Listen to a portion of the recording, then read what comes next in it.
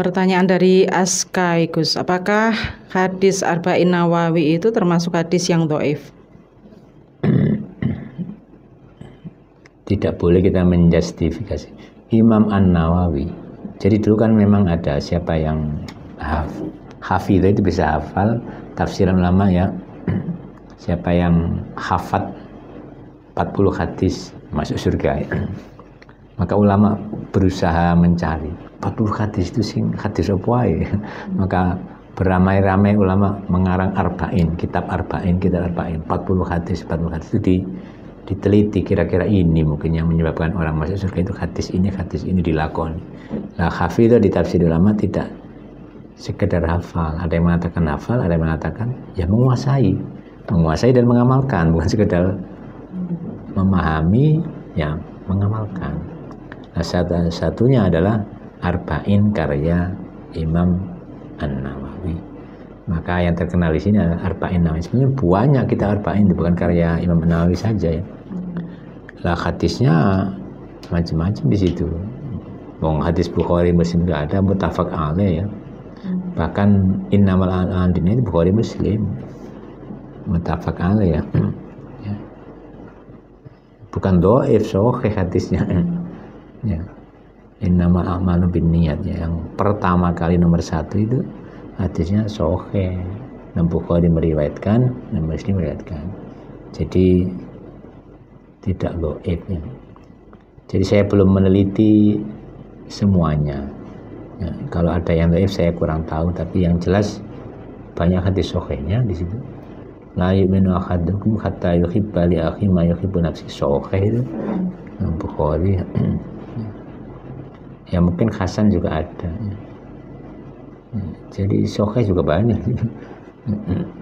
Saya kira Imam Nawawi itu orang ahli hadis pula kan. Ya, mensarai Sahih Muslim Imam Nawawi. Jadi bukan kaleng-kaleng dia, ilmunya udah bagus. Saya kira sudah memilih. Yang terpenting menurut beliau itu kan boleh mengamalkan hadis dhaif dengan syarat satu, tidak meyakini benarnya. Untuk fadhailul amal boleh, keutamaan motivasi orang beramal ya boleh, tapi dengan syarat jangan meyakini kebenarannya. 2, tidak terlalu dhaif. 3, tidak bertentangan dengan hadis yang sahih atau Al-Quran ya. Tidak terlalu dhaif itu boleh, tapi untuk penentuan halal haram tidak boleh hadis dhaif. Jadi sekali lagi saya kurang tahu ada hadis dhaifnya atau tidak di dalam kitab Arba'in Nawawi, tapi yang jelas banyak hadis sahihnya. Umpama dhaif insya Allah nggak berkaitan dengan halal haram, nggak berkaitan dengan akidah. Jadi hadis dhaif itu tidak boleh untuk penentuan halal haram sebagai dalil. Menentukan hal haram nggak boleh, untuk akidah juga nggak boleh. Saya kira itu jadi amalkan. Kalau ingin tahu beli syarahnya. Syarah Arba'in itu ada Al-Majalisus Saniyah. Kalau nggak salah itu Syekh Nawawi Banten yang mensyarah ini. Itu syarahnya Arba'in Nawawiyah. Dan syarah Arba'in Imam An-Nawawi sendiri juga ada mensyarahi beliau. Di situ mungkin dijelaskan hadis-hadisnya. Kadang di belakang kan juga disebutkan status hadisnya, nilai hadisnya disebutkan di belakang hadis itu. Ya. Seperti muttafaq alaih itu kan istilahnya As-Sun'ani atau istilahnya Ibnu Hajar Al-Asqalani yang di Bulughul Maram itu. Jadi sekali lagi kalau ingin tahu dhaif tidaknya ya kita cek di syarahnya, itu paling gampang, atau nanti Anda cross check dengan Al-Jami'us Shaghir. Itu kamus hadis karya As-Suyuti. Di situ di akhir hadis itu biasanya dicantumkan sahih, hasan atau dhaif. Shad berarti sahih, ha berarti hasan, dhad berarti dhaif. Kalau di Arba'in Nawawi itu dicocokkan dengan Al-Jami'us Shaghir kok dhaif, berarti hadis itu mungkin dhaif. Tapi sekali lagi hadis dinilai dhaif itu di satu sanad, nanti di sanad yang lain bisa sahih, gak mesti ya. Nah, jadi jangan terus hadis ini dhaif, hadis semuanya dhaif, belum tentu. Kan hadis itu bisa punya beberapa sanad, jalur ini, jalur ini, jalur ini ya. Misalkan ini ucapan rektor, bisa jalur fakultas dakwah, fakultas tarbiyah, itu namanya sanad ya. Apalagi sekarang sudah 5 fakultas, bahkan 21 prodi, itu bisa 21 sanad gitu ya.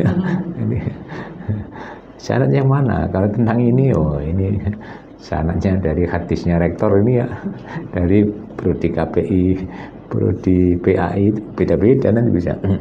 Jangan dianggap lemah semuanya ya. Nah, hadis juga sama, jangan dikebiau ya, nanti dhaif semua, belum tentu ya. Jadi bagus kitab itu Arba'in Nawawiyah itu, silakan diamalkan. Artinya ijtihad Imam An-Nawawi untuk menerjemahkan atau menjelaskan kira-kira orang bisa masuk surga itu karena mengamalkan 40 ini.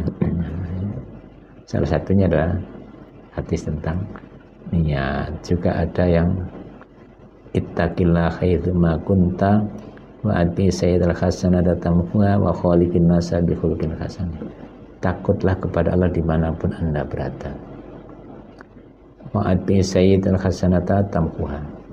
Iringilah perbuatan yang jelek dengan perbuatan yang baik supaya terhapus dosanya. Wa khaliqin nasa bi khuluqin hasan. Berakhlaklah kepada umat manusia dengan akhlak yang baik. Ini riwayat At-Tirmidzi. Jadi dalam Tirmidzi kan punya Al-Jami' As-Shahih, kumpulan hadis Sahih At-Tirmidzi. Ya. Itu salah satu yang buat orang masuk surga adalah yang nglakoni iku takwa. Nek nglakoni segera diiringi dengan perbuatan yang baik. Jadi Anda kalau habis mencerca orang, kasih itu 1 juta. Pasti terhapus lukanya. Malah ingin dicerca tiap hari dia. Tapi gak tumun orang seperti ini. Gak tumun.